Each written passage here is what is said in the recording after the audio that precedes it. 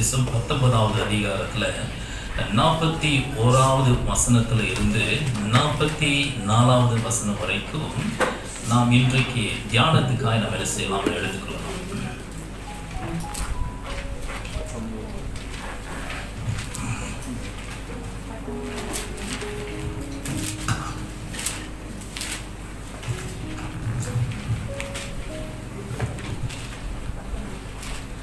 லூக்கா எழுதின சுவிசேஷம் 19வது அதிகாரத்துல 41லிருந்து 44 வரைக்கும்.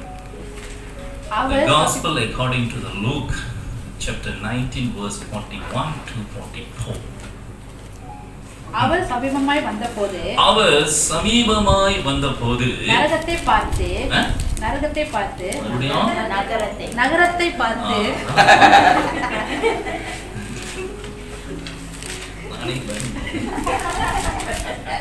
அவரு நிறைய பார்த்து அழுதுகிட்டு இருக்காரு. வீட்டு பிரச்சனையும் கிடையாது, ஏன்னா அங்க போறதை பத்தி எல்லாம் பார்த்து ஆண்டவர் அழுகுறாரு.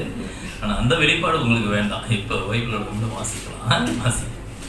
அதற்காக கண்ணீர் விட்ட பொழுது அவர் நகரத்தை பார்த்து அதற்காக கண்ணீர் விட்டு அழுது, உனக்கு கிடைத்த இந்த நாளிலாகிலும் உன் சமாதானத்துக்கு ஏற்றவைகளை நீ அறிந்திருந்தாயானால் நலமாய் இருக்கும். இப்பொழுதோ அவைகள் உன் கண்களுக்கு மறைவாய் இருக்கிறது. உன்னை சந்திக்கும் காலத்தை நீ அறியாமல் போனபடியால் உன் சத்துருக்கள் உன்னை சூழ மதில் போட்டு உன்னை வளைந்து கொண்டு எப்பக்கத்திலும் உன்னை நெருக்கி உன்னையும் உன்னில் உள்ள பிள்ளைகளையும் தரை மட்டமாக்கி போட்டு உன்னிடத்தில் ஒரு கல்லின் மேல் ஒரு கல் இராதபடிக்கு செய்யும் நாட்கள் உனக்கு வரும். அருமையான தேவனுடைய பிள்ளைகள், இந்த நாளிலும் கூட நாம கண்களை மூடி ஜெபிக்கலாம். அந்த வேளையில் எங்களை தாழ்த்துகிறோம், உடைய சமூகத்துல அர்ப்பணிக்கிறோம். நல்லவர் நம்முடைய நாமத்தை நிமித்தம் எங்கு 2 அல்லது 3 பேர்கள் கூடுகிறார்களோ அவர்கள் மத்தியிலே வாசமாய் இருப்பேன் என்று சொன்ன ஜீவனுள்ள தேவன், உயிரையாத தேவன், நம்முடைய வாக்கு தத்தத்தின்படி நம்முடைய வார்த்தையின்படி எங்கள் மத்தியிலே இருப்பதற்காக எமக்கு நன்றி. என் ஆண்டவரை எங்கள் மத்தியிலே கத்த தாமே நீர் அசைவாடுவதற்காக எமக்கு ஸ்தோத்திரம். நீ ஜனங்களை பார்த்து அசைவாடுகிற தேவன் அல்ல. என் ஆண்டவரை கத்தாவே, நீ உம்முடைய சித்தத்தின்படி அசைவாடுகிற தேவன் என்று சொல்லி நாங்கள் அறிந்திருக்கிறோம். உம்முடைய நாமம் இன்றும் ஆண்டவரை மகிமைப்படட்டும். இந்த வார்த்தைகளை கொண்டு கர்த்தர் எங்களோடு கூட பேசி நாங்களும் கூட கேட்கிறோம். இயேசுவின் நாமத்தில் வேண்டி ஜெபிக்கிறோம் எங்கள் ஜீவனுள்ள நல்ல பிதாவே, ஆமென். அருமையான தேவனுடைய பிள்ளைகளை கவனிங்கள். இயேசு கிறிஸ்து அங்க வசனம் சொல்லி இருக்கிறது, அவர் சமீபமாய் வந்தபோது நகரத்தை பார்த்து அதற்காக கண்ணீர் விட்டார் என்று சொல்லப்பட்டிருக்கிறது. இந்த இயேசு கிறிஸ்து எங்கே சமீபமாய் வந்தார் அப்படின்னு சொல்லி நாம் கேட்கிற கேள்விக்கு முதலாவது என்ன நடக்கிறது என்பதை நாம் முதலாவது புரிந்து கொள்ள வேண்டும். நான் இந்த நாட்களிலே இந்த ஆண்டவராகிய இயேசு கிறிஸ்துவின் கடைசி காலங்களை அல்ல, கடைசி வாரங்களை குறித்து நான் பேசிக் கொண்டிருக்கிறேன். அந்த வாரங்களிலே நடக்கின்ற சம்பவங்கள், ஓய்வு நாளுக்கு பிந்தின நாள் ஞாயிற்றுக்கிழமை என் ஆண்டவராகிய இயேசு கிறிஸ்து எருசலேமுக்கு நேராய் பவனி போன அந்த நாளிலே நடந்த ஒரு சம்பவம் தான். என் ஆண்டவராகிய இயேசு கிறிஸ்து நகரத்தை கிட்ட வந்த போது அந்த நகரத்தை நோக்கி பார்த்து அந்த ஆண்டவராகிய இயேசு கிறிஸ்து கண்ணீர் விட்டு அழுதார் என்று சொல்லப்பட்டிருக்கிறது. கவனியுங்கள் அருமையான தேவனுடைய பிள்ளைகளை, என் ஆண்டவர் அழுவதற்கு முன்பாக ஒரு சம்பவம் நடக்கிறது. அது மிகவும் ஆண்டவருக்கு ஒரு மகிமை கொண்டு வருகிற ஒரு சம்பவமாக, ஆண்டவருக்கு ஒரு துதியை கொண்டு வருகிற ஒரு சம்பவமா என்ன செய்கிறது காணப்படுகிறது. அதுதான் என் ஆண்டவராகிய இயேசு கிறிஸ்து கழுதையின் மேல் அவர் ஏறி பவனி வருவது. என் ஆண்டவராகிய இயேசு கிறிஸ்து அவர் எருசலேமிலே பவனி வருவதற்கு முன்பாக அவர் பெத்தேனியாவிலே இருக்கிறார். இந்த பெத்தேனியா ஒலிவு மர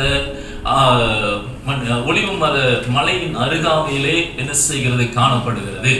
அங்கு ஆண்டவராகிய இயேசு கிறிஸ்து தன்னுடைய சீடர்களை பார்த்து சொல்லுகிறார், நீங்கள் எதிரே இருக்கிற ஒரு கிராமத்துக்கு போங்கள், அங்கே கழுதையும் கழுதையின் குட்டியும் கட்டப்பட்டிருக்கும், அந்த கழுதையும் கழுதை குட்டியையும் என்ன செய்யுங்க அவிழ்த்து கொண்டு வாருங்கள் என்று சொல்லி ஆண்டவராகிய இயேசு கிறிஸ்து சீடர்களுக்கு கட்டளை கொடுக்கிறார்.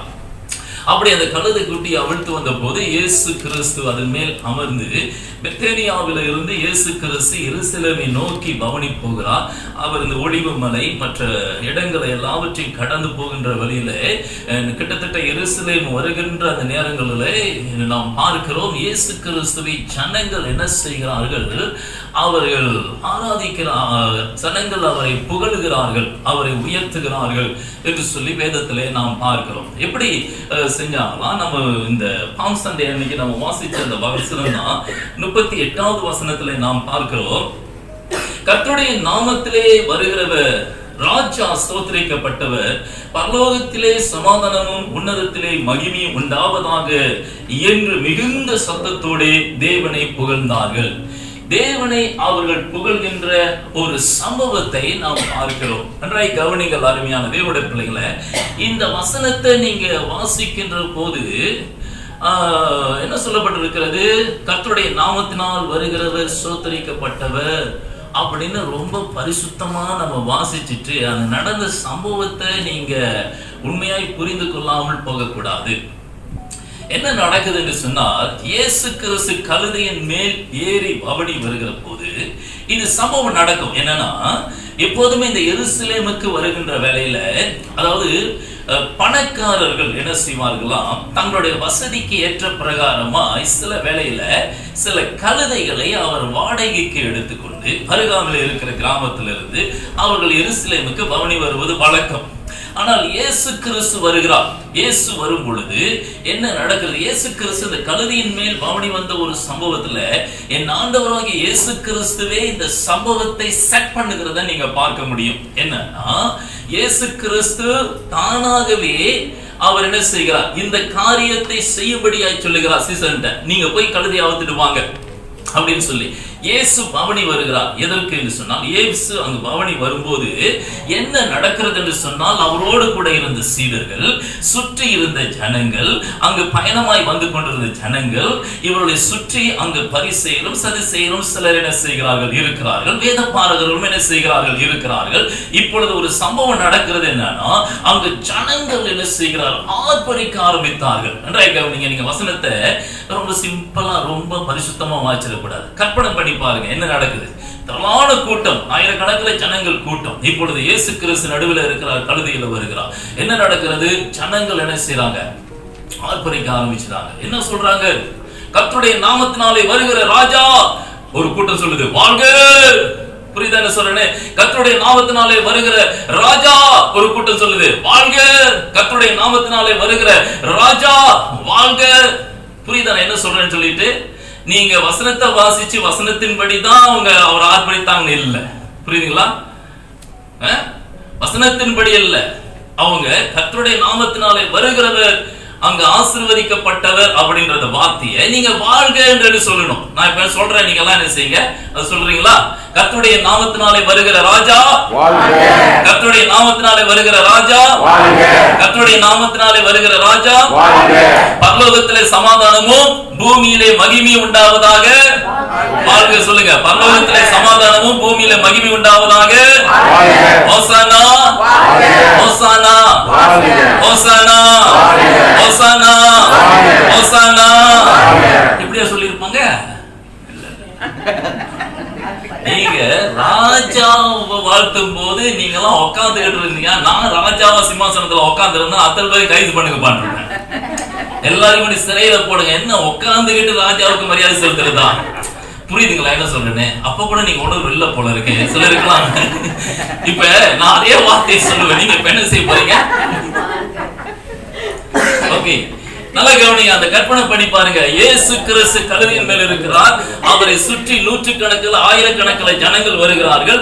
ஒரு கூட்டம் இந்த எருசலேமுக்கு நேராய் நோக்கி பயணம் பண்ணி கொண்டு இருக்கிற கூட்டம், ஒரு கூட்டம் இயேசுவின் பின்னாலே வருகிற கூட்டம். சீசர்கள் அடங்கி இருக்கிறார்கள், அவருக்கு பிரியமானவர்கள் இருக்கிறார்கள். அதே போல அவருடைய எதிரிகளும் அங்கே இருக்கிறார்கள், பரிசேயர்கள் சதுசேயர்கள் மற்றும் வேதபாரகர்களும் கூட இருக்கிறார்கள். இயேசு பயணித்து போகிறார், கிட்டத்தட்ட எருசலேமுக்கு வரப்போகிறார். இப்பொழுது இப்படிப்பட்ட ஒரு ஆர்ப்பரிப்பு சத்தம்.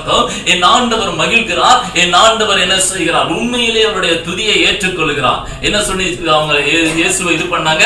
கர்த்தருடைய நாமத்தினாலே வருகிற ராஜா, கர்த்தருடைய நாமத்தினாலே வருகிற ராஜா, கர்த்தருடைய நாமத்தினாலே நாமத்தினாலே வருகிற ராஜா, உன்னதத்திலே மகிமை, உன்னதத்திலே மகிமை, பரலோகத்திலே சமாதானம், பரலோகத்திலே சமாதானம், பரலோகத்திலே சமாதானம், உன்னதத்திலே மகிமை. இயேசுவுக்கு ஓசானா, hosanna, hosanna, hosanna, hosanna, hosanna, ஓசானா. என்ன சொல்றாங்க? ஏன் என்ன சொல்றேன் நான், நல்ல கவனிங்க. இது கேட்டதுமே ஒருத்தனுக்கு கடுப்பாயிருச்சுங்க. என்னாச்சுங்க? ஒரு கூட்டத்துக்கு சரியா கடுப்பாயிருச்சு. என்னயா பண்றாரு? ஆமா தானுங்களே, ஆமா கடுப்பாச்சு. அவங்க சொன்னாங்க, என்ன என்ன நடக்குது, என்ன மேட்டரு, ஏன் உங்க ஜனங்களை அப்படி சத்தம் பண்றாங்க? எல்லாத்தையும் அமைதியா இருக்கு சொல்லுங்க. சொன்னாங்களா இல்லையா? சொன்னாங்க. சொன்ன ஒரு பயணத்துல போனோமோ, நீ கழுத்துல வந்தீங்களா பிரச்சனை கிடையாது. ஏதோ உங்களுக்கு கழுத கிடைச்சது, வந்துட்டீங்க, வாங்க. அதையா சும்மா பேரு புகழுக்க வேண்டியெல்லாம் ஆர்ப்பாட்டம் பண்ணி உங்களுக்கு கூட்டத்துலாம். உங்களுக்கு ஒரு விஷயம் தெரியுமா? ஆக்சுவலி இந்த செட்டப் பண்ணதே இயேசு கிறிஸ்து தான். தெரியுமா உங்களுக்கு? ஏன் தெரியுமா? இவனுங்களை வெறுப்பேத்தினுடைய பண்ணாரு. உண்மையா? பைபிள் வசனத்தினுடைய உண்மையா? உண்மைங்க. ஏன்னா இங்க இவனுங்களுக்கு வெறுப்பேத்தினாதான் என்ன நடக்கும்னா, இந்த செய்தி எங்க போவோம்? ஆசாரியர் இடத்துல போகும். ஆசாரியர் இடத்துல போனா அவன் கொதிக்க ஆரம்பிப்பானுங்க. இப்ப பிரஷர் எல்லாம் அவனுங்களுக்கு ஹையா என்ன செய்யும்? ஏறும். அந்த ஹை பிரஷர் ஏறின பிறகுதான் இயேசுவை எப்படி கொலை செய்யறதுன்னு என்ன செய்வான்? பிளான் பண்ணுவான். ஏன்னா இந்த லாஸ்ட் வீக் பாருங்களேன், புரியுதுங்களா? சோ இது வந்து ஒரு அவங்களை வெறுப்பேத்துறதுக்கு செய்யப்பட்ட முதல் கட்ட உச்சகட்டமான ஒரு விஷயம். அடுத்து இன்னொன்னு செஞ்சார். உள்ள போயிட்டு தேவாலயத்துல, அதை அடுத்த பிறகு பார்க்கலாம். என்ன செஞ்சாரு? இப்ப இயேசு கிறிஸ்து இந்த மகிமையை விரும்பலன்னா என்ன சொல்லிருப்பாரு? ஆமாப்பா, ஏன்பா எல்லாம் சத்தம் போடுறீங்களா? இது சொல்லியிருக்கலாம். ஆனா அப்படி சொல்லல. என்ன சொன்னாரு இயேசு? இயேசு என்ன சொன்னாரு? இவர்கள் பேசாதிருந்தால் அந்த கல்லுகள் என்ன செய்யும்? பேசும். ஹல்லேலூயா, ஹல்லேலூயா, ஹல்லேலூயா. நல்ல கவனிங்க. கர்த்தருடைய நாமத்துக்கு மகிமை கொண்டு வருது எது தெரியுங்களா?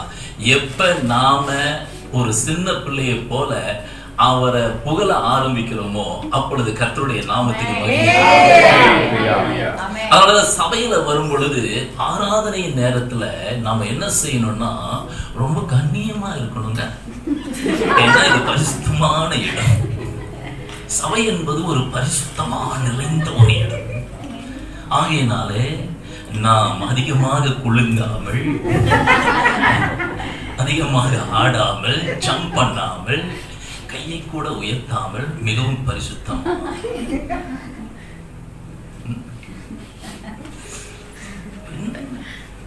உங்களுக்கு தெரியுமா?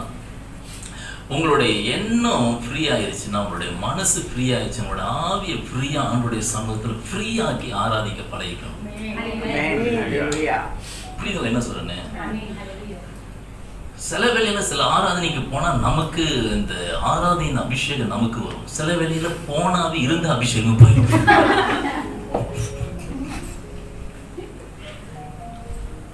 ஏண்டா இன்னைக்கு இந்த பிரதர் பாட்டு பண்ணார் அப்படி இருக்கும். சரிங்களா? சில இடங்கள்ல நிசப்தமா இருக்கும். சில இடங்கள்ல ஆராதனையில ஃபினரல் சர்வீஸ்ல பாருங்க, ஃபினரல் சர்வீஸ், ஃபினரல் சர்வீஸ். அப்பா பிதாவே அன்பான தேவனே, இங்க ஃபினரல் எல்லாம் நிசப்தமா இருக்குல்ல. கர்த்தரை நல்ல விடுதலையோடு கூட நம்ம ஆராதிக்க பழகிக்கொள்ள வேண்டும். ஹல்லேலூயா. ஆண்டவர் மகிமைப்படுகிறார், ஆண்டவர் சந்தோஷப்படுகிறார். உங்களுக்கு ஒரு விஷயத்த சொல்லி நான் அப்புறம் உட்கார சொல்றேன். இல்லையே நில்லுங்க, நான் ஒரு மணி நேரம் நிக்க போறேன். கவனிங்க, என்ன அப்படின்னா, நான் ஏற்கனவே சொல்லியிருக்க போல, நல்ல கவனிங்க. ஒரு பிள்ளைகள் எப்படி ஒரு அப்பாவை பார்க்கும்போது சந்தோஷப்படுது, அந்த மாதிரி ஒரு சந்தோஷம் நமக்குள்ள வரணும். ஒரு அம்மாவை பார்க்கும்போது வருகிற சந்தோஷம் பாருங்க. பிளாட்ஸ்ல தான் இருப்போம், 3வது மாடியில் இருப்போம். அப்பாவுடைய கார் வந்து அந்த முனையில டேர்ன் பண்ணும் பாருங்க, இவனுக்கு புரிஞ்சிடும், உள்ள கரெக்டா கண்டுபிடிப்பான். ஐயோ அப்பா வந்துட்டாரு, எல்லா விஷயங்க நீங்க பாருங்க. வீட்டுல இருக்கும் போது என்ன நடக்கும் அப்படின்னா, அம்மா அவ்வளவு நேரம் சத்தம் டே எடுத்து வைங்கடா வீட்டை சுத்தம் பண்ணணும், ஒண்ணு நடக்காது. திடீர்னு இவனுங்கெல்லாம் செய்வானுங்க. என்ன அப்படின்னா, பையன் திருந்தல, ஆளு வந்துகிட்டு இருக்குது வீட்டுக்கு. எப்படி கண்டுபிடிச்சானுங்க? அந்த என்ஜின் ஸ்டார்ட் பண்றதை வச்சே அவன் கண்டுபிடிப்பான் அது யாரோட கார் அப்படின்னு. அந்த என்ஜின் சவுண்டு, பைக்கோட சவுண்டு, அந்த வளவு, உண்மைங்க, பிராக்டிக்கலா சொல்ற, உண்மையா இல்ல உங்க பிள்ளைங்க எவ்வளவு அப்சர்வ் பண்றாங்க பாருங்க.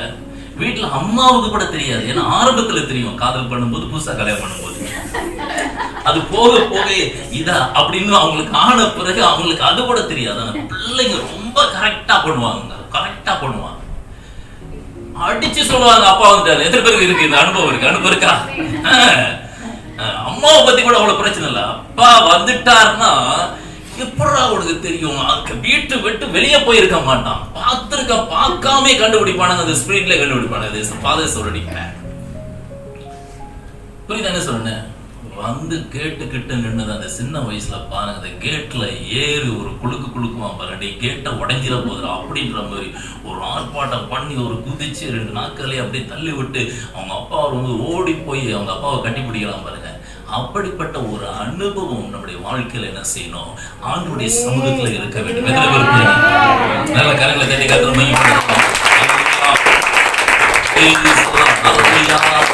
கர்த்தருடைய நாமத்திலே வருகிற ராஜா, கர்த்தருடைய நாமத்தினாலே வருகிற ராஜா, பரலோகத்திலே சமாதானம், பூமியிலே மகிமை, பரலோகத்திலே சமாதானம், பூமியிலே மகிமை.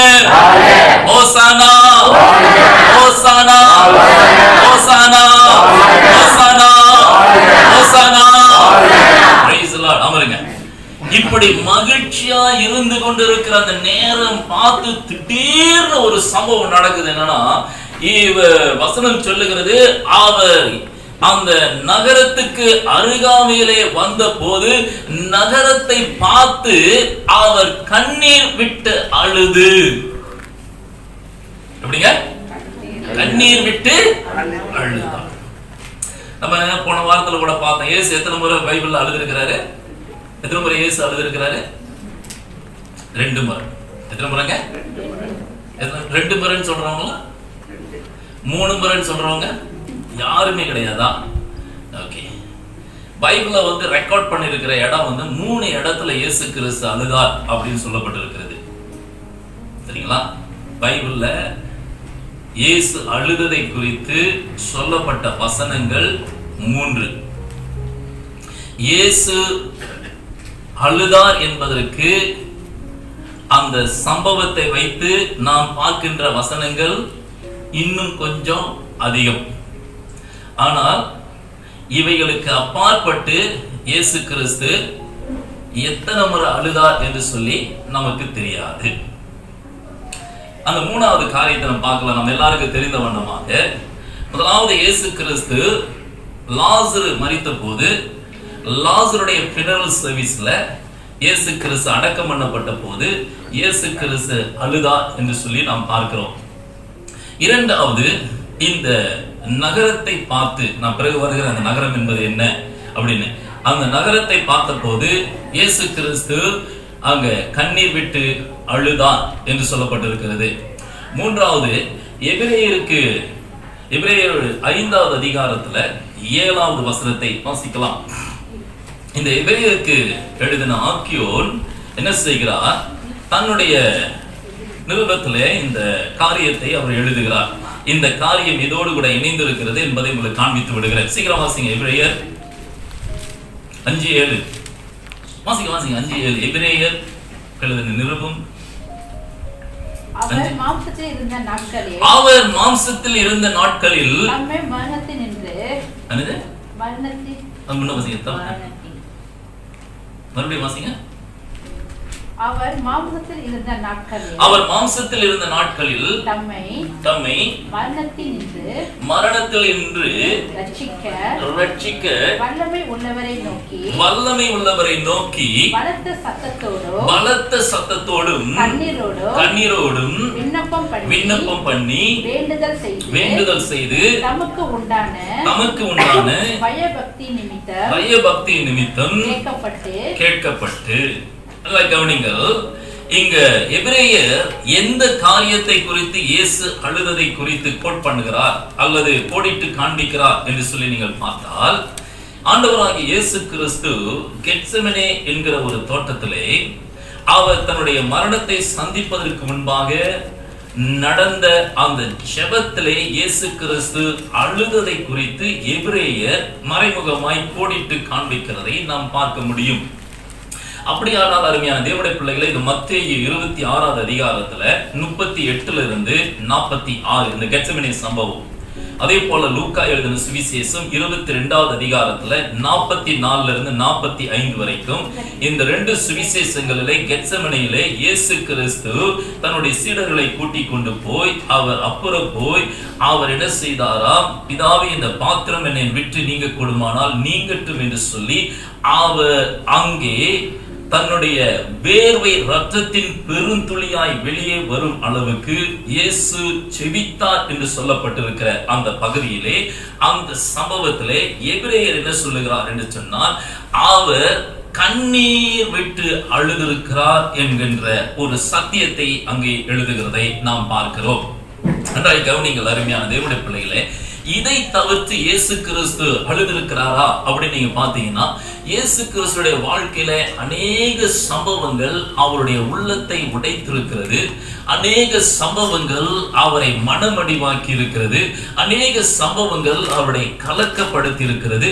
அநேக சம்பவங்கள் அவருடைய கண்களை கலங்க வைத்திருக்கிறது என்பது உண்மை. இது ஊழியத்தின் பாதையிலும் இயேசுவுக்கு நடந்தது. ஆனால் வேதத்திலே ரெக்கார்ட் பண்ணப்படவில்லை. ஆகினால இயேசு கிறிஸ்து 2 முறை தான் அழுதார், 3 முறை தான் அழுதார் என்று சொல்வது வேதத்தில் இருக்கிற வசனத்தை வைத்துதான். ஆனால் நன்றாய் கவனிங்கள், பலமுறை இயேசு கிறிஸ்து சொல்லுகிறார். ஒரு இடத்துல நீங்க லூக்கா 13வது அதிகாரத்துல பாத்தீங்கன்னா, எருசலேமே எருசலேமே, கோழி தன் குஞ்சுகளை கூட்டி சேர்த்துக் கொள்வது போல உங்களை நான் சேர்த்துக் கொள்ள எவ்வளவோ மனதா இருந்தேன், ஆனால் நீங்களோ மனமில்லாமல் போனீர்கள் என்று சொல்லி அங்கு சொல்லப்படுகின்ற அந்த வாசனமானது ஏதோ நாம எம்ஜிஆர் சிவாஜி ஒரு வீர வசனம் பேசின ஒரு வசனம் அல்ல.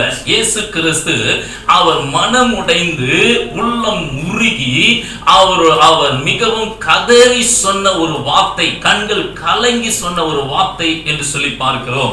அதை தவிர்த்து என் ஆண்டவராகிய இயேசு கிறிஸ்துடைய ஊழியத்தை நாம பார்க்கிற வசனங்கள் எல்லாம் இயேசு கிறிஸ்துடைய 3 வருஷ காலத்தின் சம்பவத்தை மட்டும்தான் நீங்க பைபிள்ல இங்க பார்க்கலாம். புரியுதா என்ன சொல்றேன்னு? 3 வருஷம் 30 வயசுல இருந்து இயேசு கிறிஸ்து சிலுவையை சந்திக்கிற வரைக்கும், அந்த 33 வயசுல இயேசு சிலுவையிலே மரிக்கிறார். அந்த 3 வருஷ சம்பவம் தான் நடக்கிறது. ஆனால் இந்த 30 வருஷத்துல இயேசு கிறிஸ்து அழுதாரா அப்படின்னு கேட்டீங்கன்னா என்ன கேட்டா, இயேசு கிறிஸ்து நம்மை போல அவர் பாடுள்ள மனுஷனா இருந்தபடினாலே அவர் நிச்சயமாய் பல முறை அழுதார். முதலாவது அவர் எப்போதும் அழுதாரு யாருக்கா தெரியுமா? இது கூட தெரியாம இருக்கீங்க. வறக்கும் போது அழுதாரு. ரைட். ஏன் பாஸ்டர் பைபிள் எங்க இருக்குன்னு கேட்காதீங்க. என்னமோ பைபிள் இருந்தாதான் அவங்க நம்புற மாதிரி. அழுதாரா இல்லையா? ஆமா. சரி, உங்களுக்கு தெரியுமா, ஒரு குழந்தை பிறந்ததுமே குழந்தைய தலைகளையா தூக்கி என்ன செய்யணும், முதுகுல தட்டணும். எதுக்கு தெரியுமா? அந்த பிள்ளை அழுகணும். அந்த அழுத பிறகுதான் அந்த குழந்தை ஹெல்த்தியான ஒரு பேபியா பிறந்திருக்குன்றது ஒரு அடையாளம். தெரியுமா உங்களுக்கு? தலைகளை தூக்கி தட்டுவாங்க. அழகவனிங்க, எல்லா குழந்தைகளும் இந்த பூமியில பிறக்கிற எல்லா பிள்ளைகளும் என்ன செய்கிறது? அழுகிறது. அதனால நீங்க சந்திரபாபு பாட்டை நீங்க போயிடக்கூடாது. பிறக்கும் போது அழுகின்றான், இறக்கும் போதும் என்ன செய்கிறான்? அழுகின்றான். ஆனா இயேசுவின் வாழ்க்கையில எத்தனையோ முறை அழுதிருக்கிறார். நன்றாய் கவனிங்கள். அவர் தகப்பன் மரித்த போது இயேசு கிறிஸ்து நிச்சயமாய் அழுதிருக்க வேண்டும்.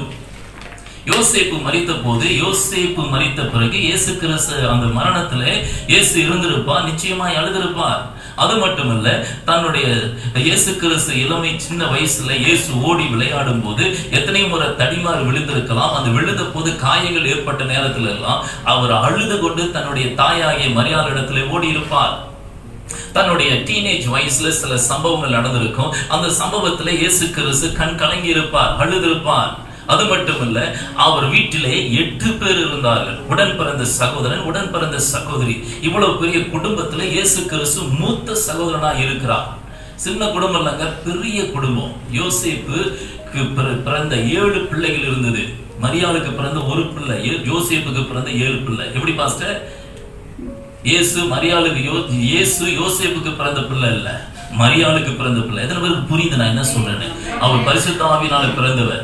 7 பிள்ளைகள் இருந்தார்கள். 8 பிள்ளைகள் அடங்கின ஒரு குடும்பத்துல சகோதரன் மத்தியில, சகோதரி மத்தியில எத்தனை விதமான கருத்து வேறுபாடுகள், எத்தனை விதமான மோதல்கள், எத்தனை விதமான சிக்கல்கள் இவைகள் எல்லாம் இருந்திருக்கும்.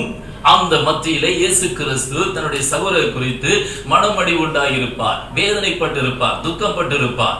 சில வேளையில் அவர் கண்ணீர் வடித்திருப்பார். இவைகள் எல்லாம் வாழ்க்கையில நடந்திருக்கும். ஐயோ, ஓகே, எல்லாம் ஒரு மாதிரியா பாக்குறீங்க. இப்ப சொல்லுங்க, இயேசு எத்தனை பேர் இருந்தாரு?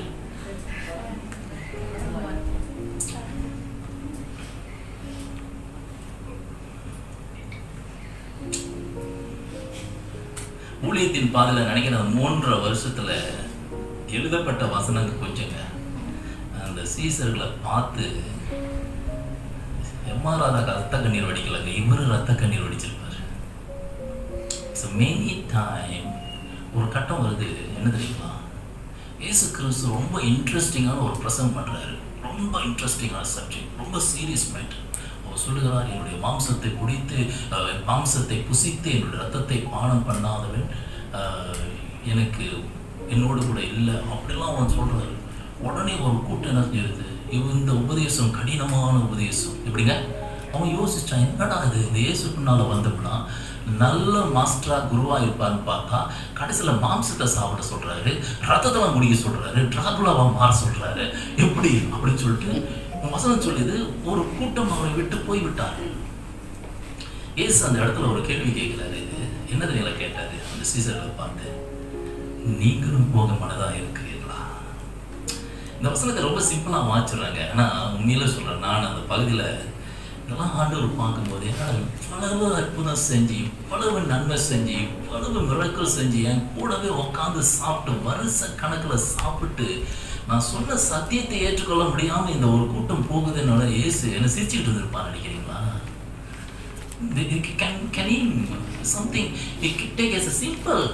ஒரு சிம்பிளா எடுத்துக்கொள்ள முடியும்னு நினைக்கிறீங்களா? அவர் உண்மையிலே கேட்கிறாரு சீசர்களை பார்த்து. அவருடைய உள்ளம் உடைஞ்சிருச்சு, அவர் கண்கள் கலங்குது. அவர் சொல்றாரு, நீங்களும் போக மாட்டேன்.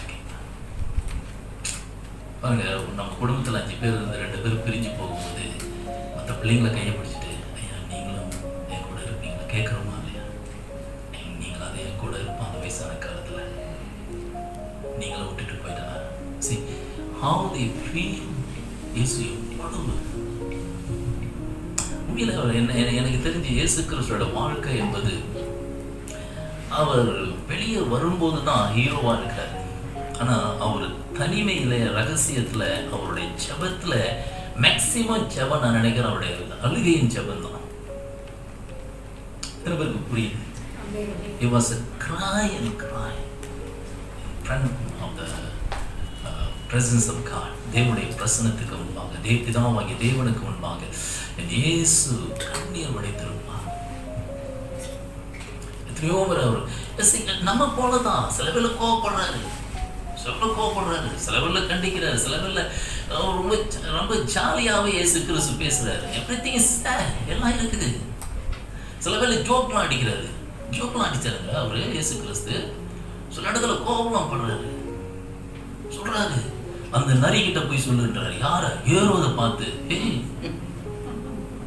அந்த நரி கிட்ட போய் சொல்லு.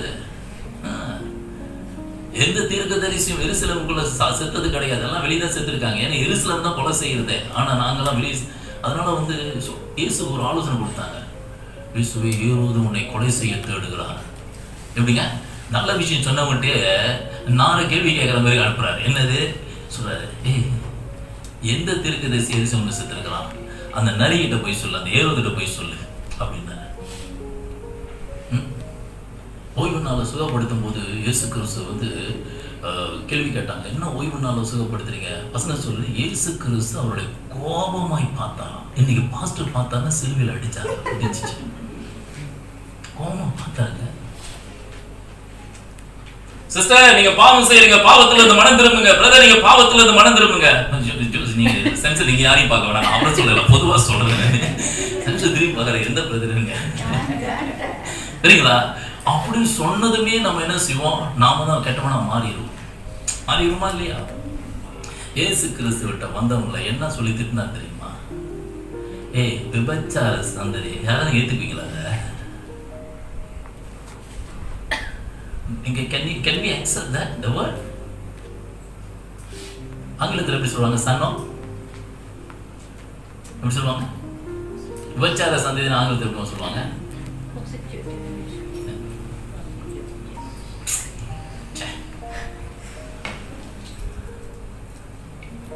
உனக்கு என்ன மூளை இல்லையான கேட்டாவே கத்தி தூக்கிட்டு வராங்க வெட்டுறதுக்கு. நம்ம ஆளுங்க இந்தியன்ஸ்க்கு அவ்வளவு இமோஷன் காரணம் எல்லாம் சில்லி பாடி.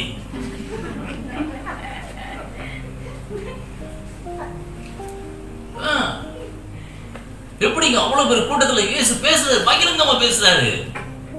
எத்தனை பேர் இங்க இருக்கீங்க? எல்லாமே அவர் இருக்குது. கோவப்படுறாரு, அவரு சோக் அடிக்கிறாரு, சில வேலையில நல்லா அழகா அன்பா எடுத்து பேசுறாரு. இந்த வேலையில என்னன்னா இயேசு கிறிஸ்துடைய வாழ்க்கையில அவருடைய ஊழியத்தின் பாதையில அதிகமா என்ன செய்றாரு, அவர் கண்ணீர் விட்டிருப்பார். அருமையான தேவனுடைய பிள்ளைகளை, இங்கு வசனம் சொல்லுகிறது, அவர் எருசலேமுக்கு அந்த நகரத்துக்கு சமீபமாய் வந்த போது அவர் அதை பார்த்து கண்ணீர் விட்டு அழுது. அந்த வசனத்தை நம்ம ரொம்ப சிம்பிளா படிச்சிடறோம். எப்படி படிச்சிடறோங்க? இயேசு கண்ணீர் விட்டு அழுது அப்படின்னு படிச்சிட்டோம். ஆனா உண்மையா அப்படி இல்லைங்க. இயேசு கிறிஸ்து இவ்வளவு சந்தோஷத்துக்கிட்ட அந்த நகரத்துக்கு வருகின்ற அந்த சமீபமான போது இயேசு திடீரென்று அவருடைய உள்ளத்திலே ஒரு பயங்கர துக்கம் உண்டாகி அவருடைய உள்ளம் உடைந்து அவர் கண்கள் கலங்கி அந்த நகரத்தை பார்க்கிற வேளையிலே இயேசு கிறிஸ்துவுக்கு கண்களில் இருந்து தாரையா தண்ணீர் வருகிறது. அவர் தேம்ப ஆரம்பிக்கிறார், அவர் புலம்ப ஆரம்பிக்கிறார். அந்த நகரத்தை பார்த்து இயேசு கிறிஸ்து தேம்பி கதறி அழுதார். It's not something what we read in the Bible. It's something Jesus is crying. No, he was wept. அவர் கதறுகிறார், தேம்பி அழுகிறார். That's why the Bible is recording here. தேம்பி அழுகிற அந்த நகரத்தை பார்க்கும்போது இயேசு தேம்பி அழுதார்.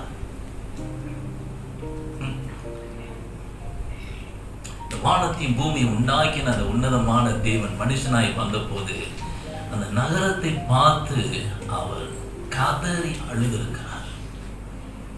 எப்படி கெத்செமனே தோட்டத்துல அவர் பிதாவை நோக்கி கதறினாரோ அவர் கதறி இருக்கிறாருங்க. It was a cry.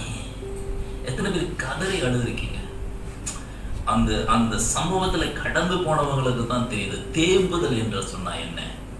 அந்த ஹார்ட், நம்முடைய இருதயம் ஒரு துடிக்கின்ற ஒரு அனுபவம் எல்லாம் அந்த சம்பவத்துல கடந்து போனவங்களுக்கு தான் தெரியும். சம்டைம் தி பீப்புள் சிலர்லாம் அந்த உள்ளமே இந்த என்னது தான் ஆடலைன்னா கூட தன் சதை ஆடுன்னு சொல்லியிருப்பீங்க, தெரியுங்க, பார்த்துருக்கீங்களா, கேட்டிருக்கீங்களா? ஆடலாம் கூட தன் சதை ஆடும், சிம்பிளா பேசணும்.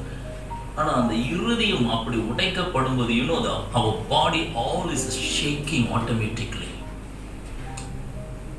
Then how many people is நீங்க அந்த எக்ஸ்பீரியன்ஸ்க்கு போயிங்க, உங்களுடைய உள்ளம் அப்படியே உடைக்கப்படும், சரீரம் நொறுங்கும், அந்த எலும்புகள் எல்லாம் உருக்கப்படும், உங்களுடைய அந்த சரீரம் ஆட்டோமேட்டிக்கலா ஷேக் பண்ண ஆரம்பிக்கும். நீங்க அதுக்கு பிறகு உங்களை எவ்வளவு தான் நீங்க டேப் பண்ணீங்க அடக்கினால முடியாது, டேப் அப்படி பிரிச்சுக்கிட்டு வரும் பாருங்க. அந்த அழுக வரும்போது நமக்குள்ள ஒரு கதறி அழுகின்ற ஒரு அனுபவம் சில வேளை தேம்பி தேம்பி தேம்பி தேம்பி. சில வேளை சின்ன பிள்ளைங்களும் அப்படி அழுதா நான் போய் உடனே நினைச்சுப்போம். ஏன்னா சில வேளை அந்த தேம்பும் போதே சில அழுது பார்த்தீங்களா மூச்சு அப்படி போயிடும். நமக்கு பயமா இருக்கும் அவங்க பட்டுன்னு போயிட போகுதுன்னு. ரைட்? ஆமாங்க.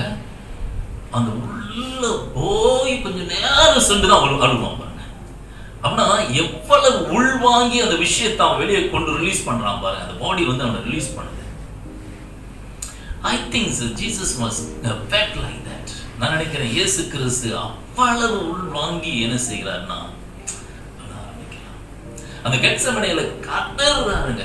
கதறி அழுததுல அவர் தேம்பி தேம்பி அழுத போது அந்த இடமே ஒரு குளிர்ச்சியான ஒரு இடம்.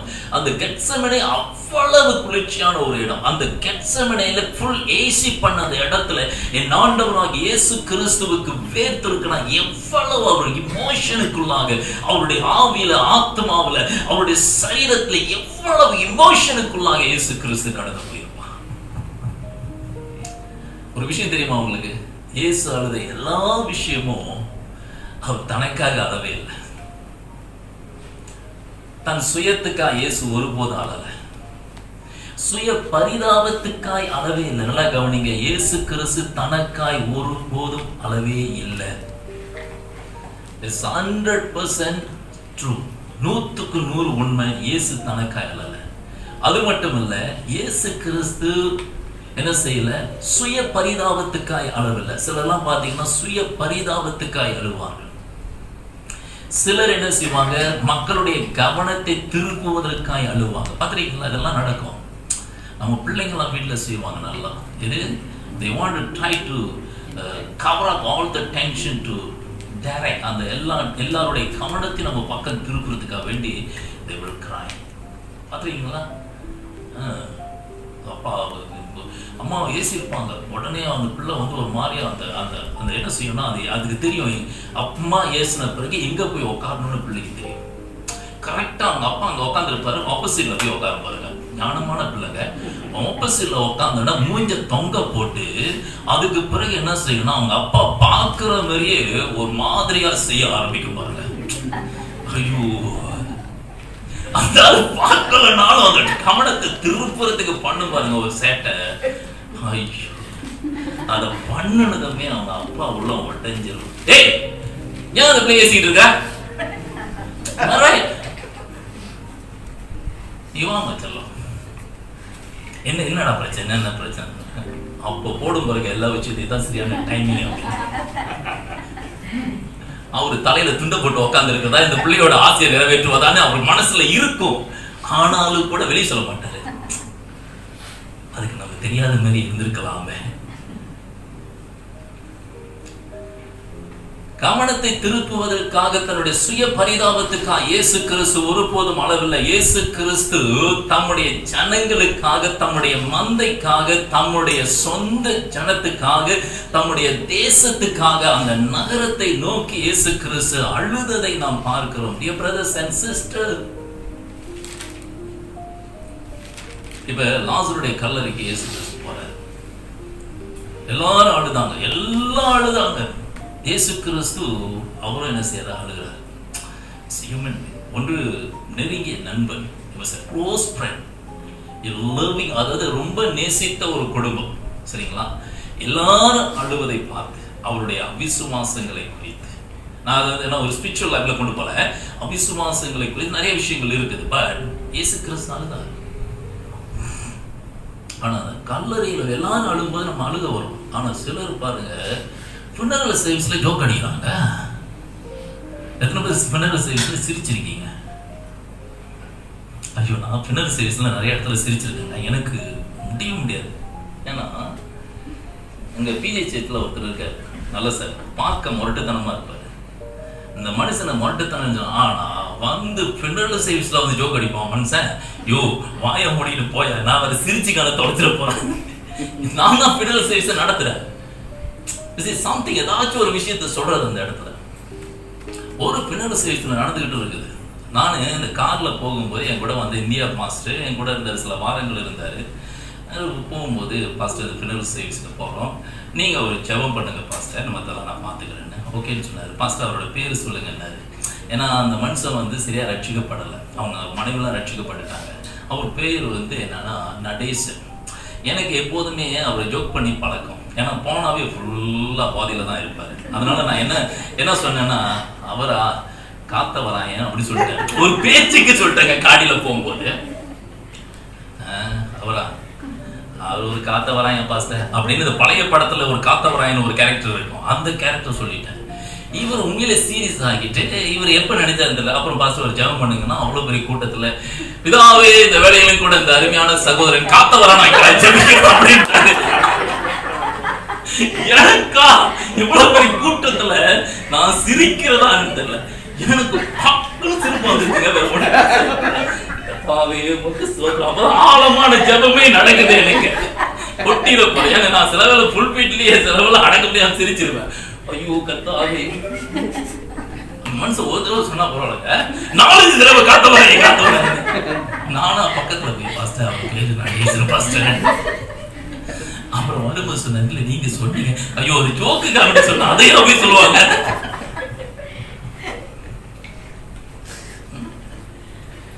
யோசிக்கிறேன், சிலர்லாம் பின்னல் சைஸ்ல எல்லாம் அழுதுட்டு இருக்காங்க பாக்குறீங்க, சிலர்லாம் பண்ணி ஜோக் பண்ணுவாங்க பாருங்க, அப்படியே உட்காந்துக்கிட்டு.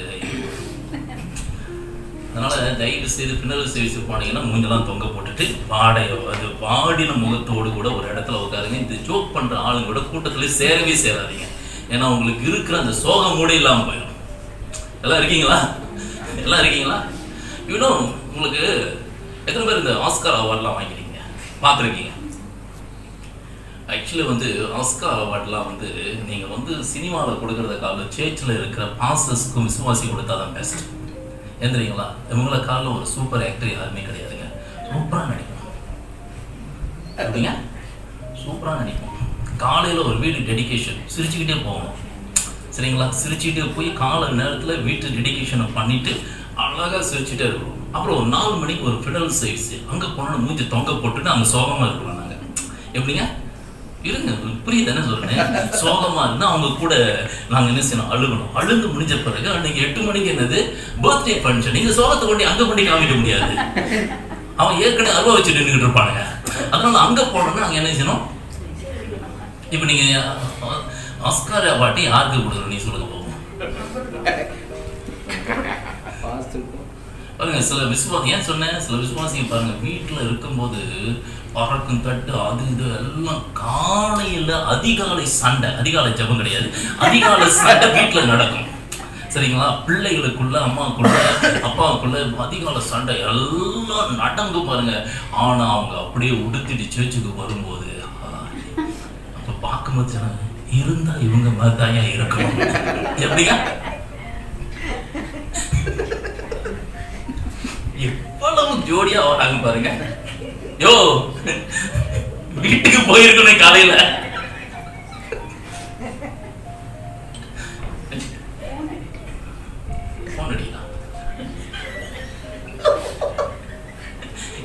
உண்மைதானே?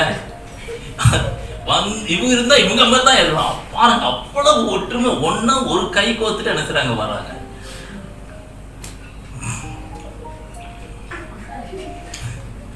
என்ன ரெபேக்கா, உண்மைதான் நான் சொல்றதெல்லாம்?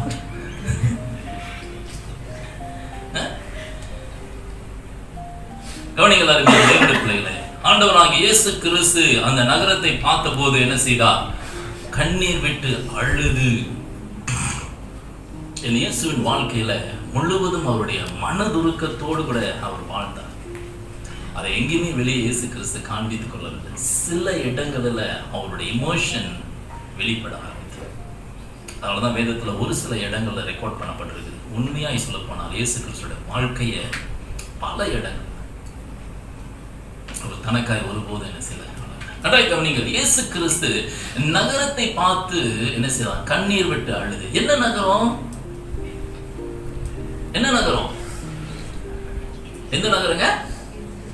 எருசலேம் என்கிற அந்த நகரத்தை பார்த்து இயேசு கிறிஸ்து அழுதார். இப்ப எருசலேமை குறித்து நான் உங்களுக்கு ஒரு சில விஷயத்தை சொல்லிடுறேன், நன்றாய் கவனிங்கள். இந்த எருசலேம் என்பது, இந்த எருசலேம் இஸ்ரவேல் தேசத்தின் தலைநகரமாய் என்ன செய்தது, இருந்தது. இந்த எருசலேம் இஸ்ரவேலின் தலைநகரமாய் ஆனது எப்பன்னா, இந்த சம்பவம் நடப்பதற்கு ஒரு 1000 வருஷத்துக்கு முன்பாக தாவீது ராஜாவாய் இருந்த அந்த காலத்துல அவர் என்ன செய்கிறார் என்று சொன்னால், அவர் தன்னுடைய படைகளை கூட்டிக் கொண்டு போய் கானானியருடைய வசமா இருந்த இந்த இடத்தை அவர் என்ன செய்தார், போர் செய்து அந்த இடத்தை என்ன செய்தார், அவர் தன்னுடைய வசமாய் மாற்றினார். வசமாய் மாற்றி இஸ்ரவேல் தேசத்தின் தலைநகரமாய் இருந்த எப்ரோனை என்ன செய்தார், இந்த தாவீது தான் என்ன செய்கிறார், இந்த தலைநகரத்தை இந்த இடத்துக்கு மாற்றுகிறார். அந்த இடத்துக்கு ஜெருசலேம் என்று சொல்லி பெயரும் வைக்கப்படுகிறது. நன்றாய் கவனிங்கள். எப்பங்க, அங்க இப்ப இந்த ஜெருசலேம் என்று சொல்லப்படுகிற அந்த இடம், இதுக்கு முன்பாக ஆபிரகாம் ஈசாக்கை பலி கொடுக்க போன அந்த மோரியாவாக சொல்லப்படுகிறது. அது மட்டுமல்ல, ஆதியாகமத்திலே இந்த மெல்கிசேதேக் என்று சொல்லக்கூடிய இந்த ஆசாரியன் வசித்த இடமும் இந்த ஜெருசலேம் என்கிற அந்த இடம்தான். ஏன்னா இந்த மெல்கிசேதேக்கு அவருடைய பெயர், அவர் சாலேமின் ராஜாவாகிய மெல்கிசேதேக். அப்ப அந்த காலத்துல குட்டி குட்டி நகரங்கள் இருந்தது. அந்த குட்டி குட்டி நகரங்களுக்கு குட்டி குட்டி ராஜாக்கள் இருந்தார்கள். இந்த ஒரு பகுதியில இந்த மெல்கிசேதேக் என்னக்கூடிய இந்த ராஜா என்ன செய்கிறார், அங்கே இருக்கிறார். அவர் இருந்த இடத்தை சலேம் என்று சொல்லி என்ன செய்தார்கள், அழைத்தார்கள். சாலோம் என்று சொல்லி அழைத்தார்கள். நன்றாய் கவனிங்க. சலேம், ஷாலோம், சலாம் இவைகள் எல்லாமே சமாதானம் என்கின்ற அர்த்தத்தை என்ன செய்கிறது, காண்பிக்கிறது. ஒன்று அரபிக், இன்னொன்று ஹெப்ரூ, இன்னும் மற்ற லாங்குவேஜ்ல இந்த காரியத்தை என்ன செய்கிறார்கள், சொல்லுகிறார்கள். இவை மூணுமே ஒரே அர்த்தம் தான். இந்த ஜெருசலேம் என்பது, ஜெரு என்பது நகரம், ஓகே, சலாம் என்பது சமாதானம், சமாதானத்தின் நகரம் என்பதுதான் அதனுடைய பொருள். இந்த மெல்கிசேதேக் சாலேமின் ராஜா இருந்த அந்த இடத்தை பிற்காலத்திலே இந்த ஆபிரகாம், மெல்கிசேதேக், பிறகு கானானுடைய கைகளில் இருந்தது. ஆபிரகாம் இந்த சவுல் வந்த போது சவுல் என்ன செய்தார்னா எப்ரோனை தலைநகரமா வைத்திருந்தார். தாவீது தன்னுடைய ஆட்சிக்கு வந்த போது அவர் எப்ரோனை தலைநகரத்தை கொண்டு போய் மாற்றி போய் இந்த ஜெருசலேமிலே வைத்தார். இந்த தாவீதுக்கு பிறகு சாலமன் ஆட்சிக்கு வந்தார். சாலமனுடைய ஆட்சியிலே யுத்தங்கள் இல்லை, சமாதானமா இருந்தது. இந்த சாலமனுடைய ஆட்சிக்கு பிறகுதான் என்ன நடக்கிறது என்று சொன்னால், இந்த இஸ்ரவேல் என்கிற அந்த தேசம் 12 கோத்திரங்களாய் நிரம்பி இருந்த அந்த தேசம் என்ன செய்கிறது, 2ஆய் பிரிகிறது, 2 ராஜ்யமாய் பிரிகிறது.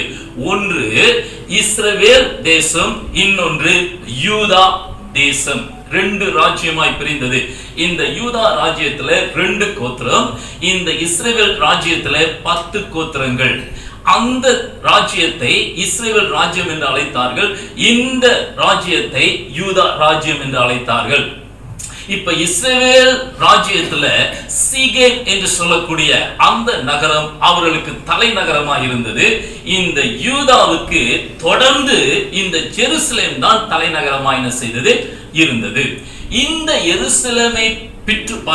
எருசலேமை கைப்பிடிப்பதற்கு, சிறைப்பிடிப்பதற்கு கிட்டத்தட்ட 50க்கு மேற்பட்ட முறை இந்த எருசலேமுக்கு விரோதமாக முற்றுகையிடப்பட்டிருக்கிறது. இந்த எருசலேமுக்கு விரோதமாய் வந்திருக்கிறார்கள். இந்த எருசலேம் பட்டணத்துக்கு விரோதமாய் செயல்பட்டிருக்கிறார்கள். அதை பிடிக்க வேண்டும், அதை டிஸ்ட்ராய் பண்ண வேண்டும், அதை அழிக்க வேண்டும் என்று சொல்லி. ஆனால் கிட்டத்தட்ட 2 முறை இந்த எருசலேம் என்ன செய்யப்பட்டிருக்கிறது, சிறைப்பிடிக்கப்பட்டிருக்கிறது, பாழாக்கப்பட்டிருக்கிறது. ஒன்று நேபுகாத்நேச்சார் என்று சொல்லக்கூடிய அந்த ராஜாவின் காலத்துல என்ன செய்யப்பட்டது? இந்த இஸ்ரவேல் தேசம் சிறைப்பிடிக்கப்பட்டு, அந்த இஸ்ரவேல் தேசங்கள் பாழாக்கப்பட்டு, இந்த ஜெருசலேம் சிறைப்பிடிக்கப்பட்டு, அங்க இருக்கிற ஜனங்கள் எல்லாவற்றையும் பாபிலோனுக்கு சிறை கொண்டு போனார்கள். இரண்டாவது மேதியா பெர்சியாவின் காலம், அதாவது பாபிலோனுடைய ராஜ்யம் முடிந்த பிறகு மேதியா பெர்சியா என்கின்ற ஒரு ராஜ்யம் வந்தது. அந்த ராஜ்யத்துல கோரேசின் மூலமாக ஒரு சில கூட்டங்கள் மறுபடியும் இந்த ஜெருசலேமை பட்டணத்தை சிறைப்பிடித்து அங்கிருந்து ஜனங்களை என்ன செய்தார்கள்? அவர்கள் கொண்டு போனதை நாம் பார்க்கிறோம். நன்றாய் கவனிங்கள் அருமையான தேவனுடைய பிள்ளைகளை. கொண்டு போனப்பட்ட பிறகு அப்பொழுதுதான் நீங்க பாத்தீங்கன்னா எஸ்ரா, நெகேமியா இவர்கள் தலைமையின் கீழமாக மறுபடியும் என்ன செய்தார்கள்? அவர்கள் வந்து அந்த தேவாலயத்தை கட்டி எழுப்பித்து கட்டினார்கள். அதன் பிறகு அநேக வருஷங்கள் ஆட்சியில இருந்தது. ஆனால் இயேசு இருந்த காலத்துல ரோமருடைய ஆட்சி என்ன செய்தது? செயல்பட்டது. பாருங்க, இந்த கிங்டம் மாறுது. சரிங்களா? பாபிலோன ராஜ்யம், மேதியா பெர்சியா, அவர் கிரேக்க சாம்ராஜ்யம், கிரேக்க சாம்ராஜ்யத்துக்கு பிறகு ரோம சாம்ராஜ்யம். இந்த ரோம சாம்ராஜ்யத்துல தான் இயேசு கிறிஸ்து என்ன செய்கிறார்? வந்து பிறக்கிறார். இந்த ரோம சாம்ராஜ்யத்தின் காலத்துல இந்த தேசம் இஸ்ரவேல் தேசமா இல்ல, பாலஸ்தீனா தேசமா இருந்தது. உங்களுக்கு சரித்திரமா கொஞ்சம் சொல்லிக் கொடுக்குறேன். எல்லாம் இருக்கீங்களா? பாலஸ்தீனா தேசமா இருந்தது. அதனால தான் நீங்க பைபிள்ல பின்னால நீங்க பாத்தீங்கன்னா இயேசு கிறிஸ்துடைய சரித்திரத்தை பாத்தீங்கன்னா பாலஸ்தீனாவின் வரைபடங்கள் போட்டிருக்கோம். It's not Israel. ஆனால் இந்த ஜெருசலேம் என்கிறது அந்த பட்டணம் அங்கே இருந்தது. காரணம் ரோமனுடைய ஆட்சியில் இருந்த போது. நன்றாய் கவனிங்கள், இயேசு கிறிஸ்து இந்த ஜெருசலத்தை பார்த்த போது அவர் கண்ணீர் விட்டு அழுதார். ஏன் இயேசு கிறிஸ்து இந்த ஜெருசலத்தை பார்த்து, அந்த நகரத்தை பார்த்து கண்ணீர் விட்டு அழ வேண்டும் என்று சொன்னால் அதுக்கு பல காரணங்கள் இருக்கிறது. ஒன்று, எருசலேம் என்பது அது சமாதானத்தின் நகரம். அந்த எருசலேம் சமாதானத்தின் நகரமா இருந்து கொண்டு அந்த தேசத்திலே சமாதானம் இல்லாம அந்த நகரம் இருந்ததை இயேசு பார்த்தபோது அந்த எருசலேமை பார்த்து இயேசு கண்ணீர் விட்டு அழுதார். சப்போஸ் அந்த நகரம் சமாதானமாய் இருக்கணும். நீங்க பாத்தீங்கன்னா அதிகமாய் அட்டாக் பண்ணப்பட்ட, அதிகமாய் தாக்கப்பட்ட, அதிகமாய் தன்னுடைய சமாதானத்தை இழந்து தவித்த ஒரு நகரம் என்னன்னா இது. உலகத்திலேயே ரொம்ப பழைய ஒரு நகரம், ஒரு சிட்டி அப்படின்னு பாத்தீங்கன்னா இந்த ஜெருசலேம். ஏன்னா உலகத்துல ஆயிரக்கணக்கு முன்பாக இருக்கிற சிட்டி எல்லாமே இப்ப மாற்றப்பட்டுருச்சு, மாறிடுச்சு. இதாவது வச்சுங்களேன், இப்ப மலேசியாவோட கேபிட்டல் சிட்டி கோலாலம்பூர். ஆனால் மறைமுகமாகவே மலேசியாவோட கேபிட்டல் சிட்டி எங்க இருக்குது? புத்ராஜயால இருக்குது. அந்த செட்டப் கொடுத்தாங்க. ஆனாலும் கூட கேபிட்டல் சிட்டியா கோலாலம்பூர் தான் இருந்துகிட்டு இருக்குது. ஆனா தெரியல, இன்னும் சில வருஷங்களுக்கு பிறகு இது கேபிட்டல் சிட்டியை மாத்தினாலும் மாத்துவாங்க, சொல்ல முடியாது. ஏற்கனவே இது மகாதீர் இருந்த டைம்லயே அதை மாத்துறதுக்கு பிளானிங் இருந்தது, மாத்தல. அப்படி எல்லா நகரமும் உலகத்தின் பல கேபிட்டல் சிட்டி மாற்றப்பட்டது. ஆனா எருசலேம் மட்டும் மிகவும் பழைய நகரம். இந்த எருசலேம் ஒரு சமாதானத்தின் நகரமா இருக்க வேண்டிய இந்த எருசலேம் தன்னுடைய சமாதானத்தை இழந்து போய் காணப்பட்டது. இந்த நகரத்துக்கு விரோதமாய் ஜனங்கள் எழும்பினார்கள். சமாதானத்தை இழந்து ஜனங்கள் சந்தோஷம் இல்லாத ஒரு நிலைமையிலே அந்த எருசலேம் காணப்பட்டதை குறித்து இயேசு கிறிஸ்து என்ன செய்கிறார்? கண்ணீர் விட்டு அழுகிறார். The second thing, எருசலேம் என்பது அந்த இஸ்ரவேல் தேசம் முழுவதும் is a holy land. அது ஒரு பரிசுத்த தேசம். அந்த சிட்டியும் ஒரு பரிசுத்த சிட்டி தான், ஹோலி சிட்டி என்று சொல்லி அழைப்பார்கள். இந்த ஹோலி சிட்டி, இந்த பரிசுத்த நகரம் என்ன செய்ததுன்னா இப்பொழுது தன்னுடைய பரிசுத்தத்தை இழந்து போயிருச்சு. நன்றாய் கவனிங்கள், தன்னுடைய பரிசுத்தத்தை இழந்து எல்லா பாவங்களும் என்ன செய்கிறது? ஜெருசலேமிலே பெருகி கிடக்கிறது. எல்லா அக்கிரமமும் அந்த நகரத்திலே பெருகி கிடக்கிறது. எல்லா அநீதிகளும் அந்த நகரத்திலே என்ன செய்கிறது? நடக்கிறது. சுருக்கமாய் சொல்ல போனா இயேசு கிறிஸ்துவுக்கு இந்த நகரத்தை குறித்து என்ன கருத்துன்னா, எல்லா தீர்க்கதரிசிகளையும் என்ன செய்தார்கள்? ஜெருசலேத்திலே கொலை செஞ்சாங்க. அப்ப பரிசுத்தவான்களுடைய ரத்தத்தை சிந்தின ஒரு நகரம், அப்படி என்று சொன்னால் தீர்க்கதரிசி ரத்தத்தை சிந்தின ஒரு நகரம். ஆக இது பரிசுத்தமா இருக்க வேண்டிய ஒரு நகரம் என்ன செய்கிறது என்று சொன்னால் பாவம் நிறைந்ததா இருந்தது. இதை குறித்து இயேசு கிறிஸ்து கண்ணீர் விட்டு அழுது. இன்னொரு விஷயம், இயேசு கிறிஸ்து இந்த ஜெருசலேத்தை பார்த்து கண்ணீர் விட காரணம் என்ன அப்படின்னு சொன்னால், ஜெருசலேம் ராஜாவுடைய நகரம். ஏன்னா ஜெருசலேத்துல தான் தாவீது தன்னுடைய அரண்மனையை வைத்திருந்தார். ஆகையினாலே இந்த ராஜாக்கள் ஆட்சி செய்த, அதுக்கு பிறகு யூதா தேசம் முழுவதும் ராஜாக்கள் ஜெருசலேமிலிருந்து தான் ஆட்சி செய்தார்கள். ஆக ஜெருசலேமிலே ராஜா இருக்கின்ற அந்த அந்த அரண்மனை இருக்கின்ற அந்த இடம் தன்னுடைய அதிகாரத்தை இழந்திருந்தது.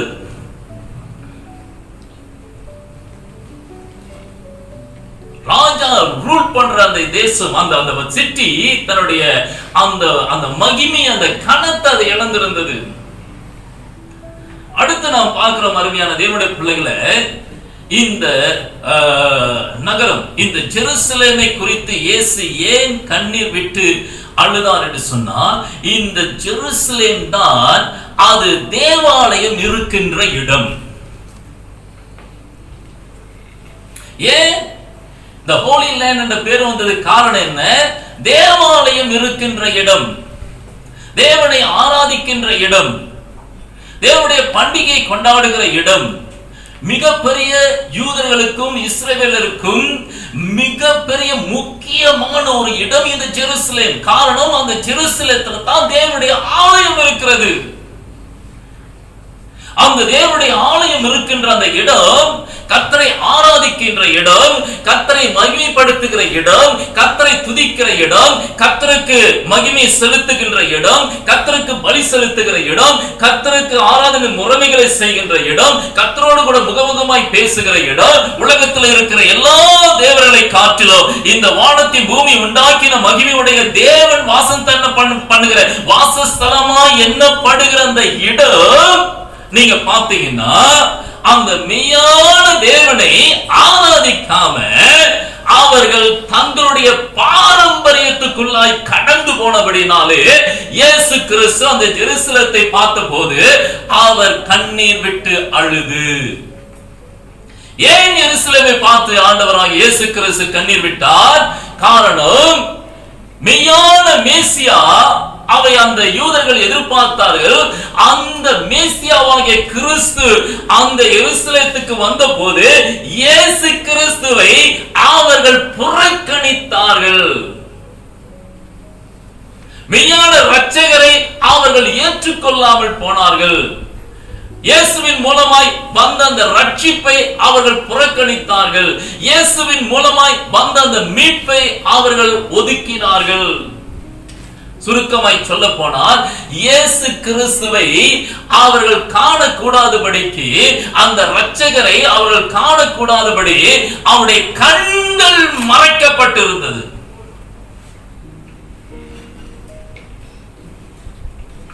உனக்கு கிடைத்த இந்த நாளிலாவது உன் சமாதானத்துக்கு ஏற்றவைகளை நீ அறிந்திருந்தால் நலமாயிருக்கும். ஆனால் இப்பொழுதோ அவைகள் உன் கண்களுக்கு மறைவாய். ஒரு அல்லேலூயா சொல்லலாமா? ஒரு அல்லேலூயா சொல்லலாமா? கரங்களை உயர்த்தி ஒரு அல்லேலூயா சொல்லுவோம். கண்களுக்கு மறைவாய் என்ன செய்கிறது? இருக்கிறது. அப்படின்னு சொன்னால் கண்கள் சொருகி போனவர்களாய், இந்த வானத்தின் பூமி உண்டாக்கின அந்த இரட்சகர் அந்த பூமியிலே வந்த போது, தான் தான் மெய்யான கிறிஸ்து என்று சொன்ன போது, தான் தான் மெய்யான மேசியா என்று சொன்ன போது, இந்த ஜெருசலேம் இயேசு கிறிஸ்துவை புறக்கணித்தது. இயேசுவை புறக்கணித்தபடினால் இயேசு கிறிஸ்து அந்த எருசலேத்தை பார்த்து என்ன செய்கிறார்? பேசுகிறார். எருசலேமே, உனக்கு கிடைத்த இந்த நாளிலாவது உன் சமாதானத்துக்கு ஏற்றவைகளை நீ அறிந்திருந்தால் உனக்கு நலமாயிருக்கும். ஆனால் இப்பொழுதோ உன்னுடைய கண்கள் அதற்கு மறைவாய் இருக்கிறது. இயேசு பேசினார், அந்த நகரத்தை பார்த்து பேசினார். ஏன்னா அவர் God is ரொம்ப அற்புதமான தேவன். எல்லாத்தையும் பார்த்து பேசுவார். ஹலோ, பேசிருக்காரா? எல்லாத்தையும் பார்த்து பேசுவார். அவர் காற்றை பார்த்து பேசுவாரு, கடலை பார்த்து பேசுவாரு, எல்லாத்தையும் பார்த்து பேசுறாரு. இயற்கைகள் மேல இயேசு பேசுறது பழக்கம். அவர் மரத்தை பார்த்தா பேசுறாரு, Praise the Lord. Hallelujah. Hallelujah. ஆண்டவர் நகரத்தை பார்த்து பேசினார். ஒரு ஃப்ரெண்ட் டேய், உனக்கு கிடைக்கப்பட்ட அந்த நாள் இருக்கு பாரு, அற்புதமான ஒரு நாள்.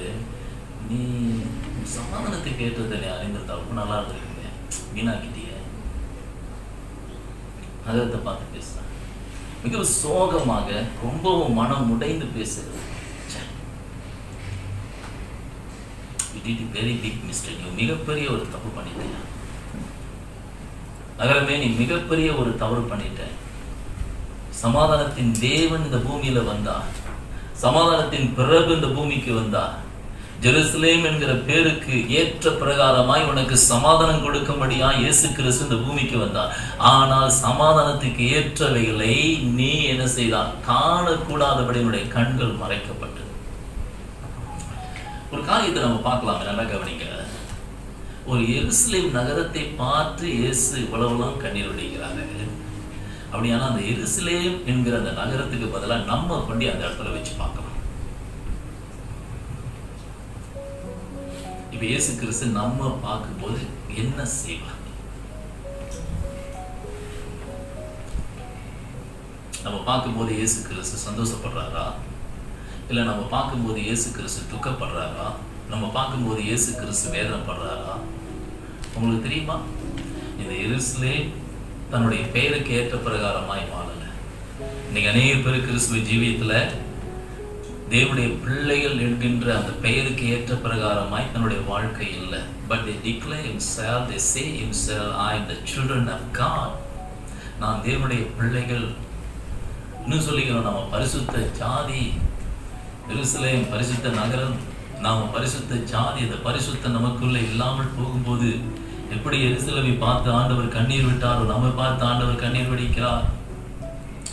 எப்படி இந்த எருசலேம் இயேசுவை புறக்கணித்ததோ அது போல நாம பல நிலைகளில பல விஷயங்களில இயேசு கிறிஸ்துவை மறைமுகமாய் நம்ம புறக்கணிக்கின்ற வேளையில இயேசு கிறிஸ்து நம்மை பார்த்து கண்ணீர் வடிக்கிறார். நிறைய விஷயம் பேசலாங்க. இயேசு கிறிஸ்துவை நம்ம எப்படிலாம் புறக்கணிக்கிறோம்.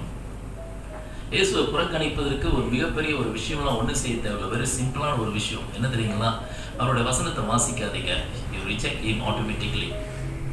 அவருடைய வசனத்தை நேசிக்காதீங்க, you reject him automatically.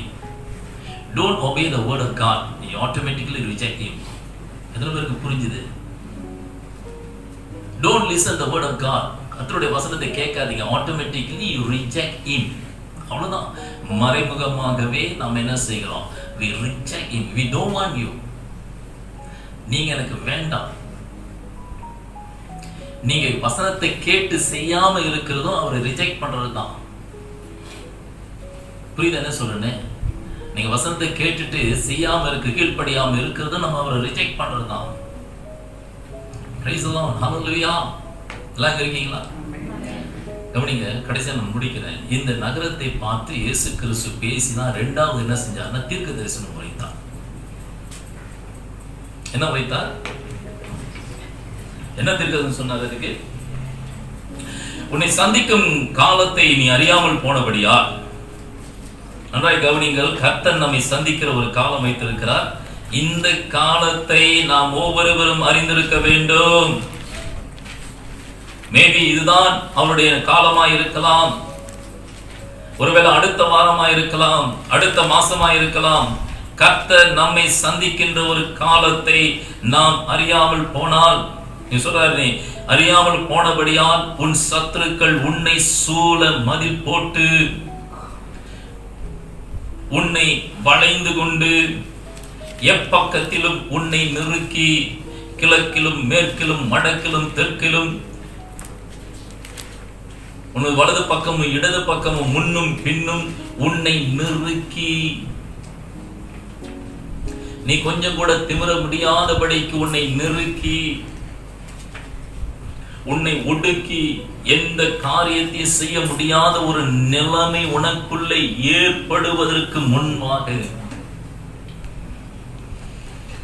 எப்பக்கத்திலும் உன்னை நெருக்கி உன்னில் உள்ள பிள்ளைகளையும் தரையாக்கி போட்டு உன்னிடத்தில் ஒரு கல்லின் மேல் ஒரு கல் இராதபடி செய்யும் நாட்கள் உனக்கு வரும் என்று சொல்லி ஆண்டவராகிய இயேசு கிறிஸ்து எருசலேமை பார்த்து அந்த எருசலேமையும் அந்த எருசலேமைக்குள்ள இருக்கிறதான தேவாலயத்தை குறித்தும் இயேசு கிறிஸ்து தீர்க்க தரிசனம் உரைத்ததை பார்க்கிறோம். இந்த தீர்க்க தரிசனம் சுமார் 40 வருஷத்துக்கு பிறகு நிறைவேறியது. இயேசு சொன்ன பிரகாரமாகவே அந்த எருசலேமை முற்றுகையிட்டார்கள், அந்த எருசலேமை பாழாக்கினார்கள், எருசலேமுக்குள்ளா இருந்ததான அந்த தேவாலயத்தை இடித்தார்கள். எப்படி எடுத்தாங்களா? இயேசு சொன்ன பிரகாரமாய் ஒரு கல்லின் மேல் ஒரு கல் இல்லாதபடிக்கு ஒன்றன் பின் ஒன்றொன்றாய் இடித்தார்கள். Is a fulfill after 40 years. இயேசு கிறிஸ்து தீர்க்க தரிசனம் சொல்லி 40 வருஷத்துக்கு பிறகு. சோ அந்த பகுதியிலே நாம் கற்றுக்கொள்கின்ற ஒரு பாடம், அருமையான தேவனுடைய பிள்ளைகளை, கர்த்தர் நமக்காக கண்ணீர் வடிக்கிற ஒரு தேவன், அப்புறம் மன உருக்கத்தின் தேவன். இந்த எருசலேமை பார்க்கும்போது அது கடைசி வரைக்கும் மனம் திரும்பாம போனதை குறித்து இயேசு வருத்தப்பட்டார். ஏன்னா எருசலேமை அவ்வளவு நேசித்தார். எருசலேமை எப்படி தெரியுங்களா? அவர் நினைக்கிறாரு, இது வந்து how much I love him, எவ்வளவு நேசித்தார். உங்களுக்கு தெரியுமா, எருசலேமை வந்து இதுவரைக்கும் ஆண்டவர் நேசிக்கிற விடவே இல்லைங்க. இதுவரைக்கும் நேசிக்கிட்டு இருக்காரு. இதுவரைக்கும் நேசிக்கிறார். ஈவன் தோ அந்த தீர்க்க தரிசனம் நிறைவேறினாலும், அது சம்பவம் நடந்தாலும் இயேசு இன்னும் நேசிக்கிறார். அதே போல கர்த்தர் நம்மை நேசிக்கிறார். ஆனால் கர்த்தர் நம்மை பார்த்து கண்ணீர் வடிக்கக்கூடிய அளவுக்கு நம்முடைய வாழ்க்கையில அவருக்கு பிரியமில்லாத சில விஷயங்கள் இருக்குமானால், நாம் இந்த கால வேளையில நம்மை சரிப்படுத்திக் கொள்ள வேண்டியது அவசியம். அது என்ன பிரியமில்லாத விஷயம்? மறுபடியும் ரிப்பீட் பண்றேன். ஒண்ணு, அந்த எருசலேம் சமாதானத்துக்கு ஏற்ற பிரகாரமா, பெயருக்கு ஏற்ற பிரகாரமா இல்லை. அதே போல நாம கிறிஸ்தவர்கள், தேவனுடைய பிள்ளைகள், தேவனுடைய ஜனங்கள், பரிசுத்த சந்ததி என்று சொல்வதற்கு ஏற்ற பிரகாரமா இல்லாமல் போகும்போது இயேசு நம்மை பார்த்து கண்ணீர் வடிக்கிறார். எருசலேம் பரிசுத்த நகரம், பரிசுத்தம் தேவனுடைய பிள்ளைகளுக்கு இருக்க வேண்டும். அந்த பரிசுத்தம் இல்லாமல் போகும்போது, அடுத்தது தேவாலயம் இருக்கின்ற இடம், அதாவது தேவன் வாசம் பண்ணுகிற இடமாக உண்மையாய் கர்த்தர் விரும்புகிற ஒரு தேவாலயமாய் நம்ம மாறாம போகும்போது கர்த்தர் நம்மை பார்த்து என்ன செய்கிறார்? கண்ணீர் வடிக்கிறார். அது மட்டுமல்ல, அவரை நம்ம ரிஜெக்ட் பண்ணும்போது கர்த்தர் என்ன செய்கிறார்? நம்மை பார்த்து வேதனைப்படுகிறார், கண்ணீர் வடிக்கிறார். ஐ திங்க் இன்னைக்கு நான் நினைக்கிறேன், நீ நிறைய பேர் வந்திருந்தாங்கன்னா ரொம்ப ஆசீர்வாதமா, நிறைய பேர் இன்னைக்கு தேவ செய்திய உண்மையான ஒரு சத்தியத்தை நீங்க நிறைய பேர் இன்னைக்கு இழந்துட்டாங்க. ஆனா அது உங்களுக்கும் எனக்கும் அது கொடுக்கப்பட்டிருக்கிறது. ஆகையினால நம்ம யாவரும் எழுந்திருக்கலாம்.